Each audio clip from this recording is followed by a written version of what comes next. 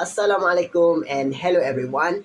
In this video, we will present about our assignment 1 for the subject Statistical Methods and Advanced Application SMS3123. Our group member for this assignment is me, Muhammad Daniel bin Adnan, Wan Azlina binti Wan Muhammad Noor, Nurul Aisyah binti Kamaruzaman, and Iqbal Amirul bin Tafri. The project topic for our assignment is average time students spend outside the home each day during the El Nino phenomenon. The population for our project is students from Sultan Idris Education University, UPSI. The sample for our project is 30 students from Faculty of Science and Mathematics plus Faculty of Human Management plus Faculty of Sports Science and Coaching from Sultan Idris Education University, UPSI. Objective of this experiment is to determine the average time UPSI students spend outside during the day by sign test. Second, to determine the difference of the average time students being outside during day and night. Then, to determine the difference between average time spent outside during day for the which is FFM, FPE, and FSFK. Crucial value have stats. Lastly, the objective is to identify correlation between sensitivity to weather and total average time students spend outside by Fairmont correlation test. For our instrument, first we are using the questionnaire instrument, and then second we distribute it online by using Google Form. So this is how our question looks like, the Google Form that being distributed, and also some of the list of questions has been asked. For objective 1 is how to determine the average time of students spend outside during the day, and this we're going to be using the sign test. So this is the 30 data that we get from our survey. So it shows that majority of students spend less time than the average time student being outside, which is 2.3 hours a day. For this part, we're going to get the Z value using the formula, and Z is going to be equal to 2.5997.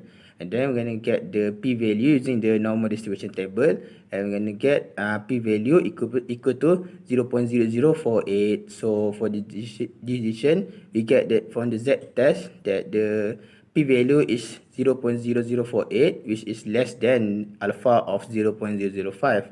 Therefore, we reject the hash null at alpha equal to 0.005. So the conclusion that we get that the average number of time overseas students spent outside was less than 2.3 hours. So after all of that calculation, this is my result using the SPSS. For data, we use the Gaussian sign rank test to achieve our objective 2. Step 1, hypothesis hash alternative. Hash now identical distribution. Hash alternative, the current shift to the right. Step 2, critical value. T22 and 0.05 equal to 75. Step 3, test statistic. We substitute T plus value to the test and we get 5.016. Step 4, division. Sign the test statistic is less than critical value, so we reject H now that the distribution of the average time student being outside are identical and are equal to 0.05. Step 5, conclusion. There is enough evidence to say that average time student being outside during day and night are different.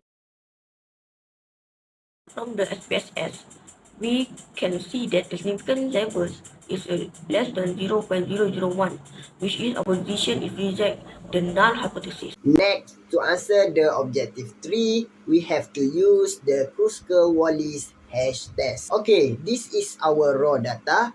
Just rank it and you will get like the table. To do this method, firstly state the hypothesis, which is HO, the distribution of 3 populations are identical, HA, at least 2 populations are different. Step 2, test the statistic. Just substitute the value into the formula and you will get the answer. Step 3, find the critical value by searching from the chi-square table. Step 4, do the division, which is since test statistic is more than critical value, therefore we reject HO that the distribution of 3 populations are identical. Step 5, do the conclusion, there is enough evidence at least two populations are different. Okay, here this is our checking for the Kruskal-Wallis hash test by using the SPSS software. Okay, for objective number 4, we use the Spearman correlation test. So here is our data. To get the data being tested, first, step 1, we state the hypothesis, which is in this test, we claim that for H null, there is a correlation between sensitivity to weather and total average time students spend outside. And for analysis hypothesis, there is no correlation between sensitivity to weather and total average time students spend outside. So here is our test statistic. We calculate by this formula. And then for rejection, step number 3, for rejection region, we use significant level 0.01.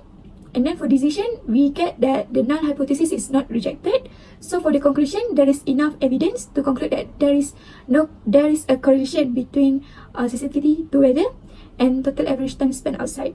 So this is our correlation being done by SPSS. So in the conclusion, it had been explained that despite all of the El Nino phenomena, students from FSM, FEE, and FSK still spend different time outside of their house for doing their daily work. So additionally, the level of sensitivity has a relationship with how the average of students spend time to the day and night. This is because of the climate change awareness is very important to overseas students, because the average time spent outside of the house for activities conduct affect their current health. So this data shows that the average of time overseas students spend outside was below than 2.3 hours per day. So this is related to the El Nino phenomena that is happening right now. Because we can see that the highest hour of overseas students outside is only 4 hours. So that is the conclusion that we get from our project.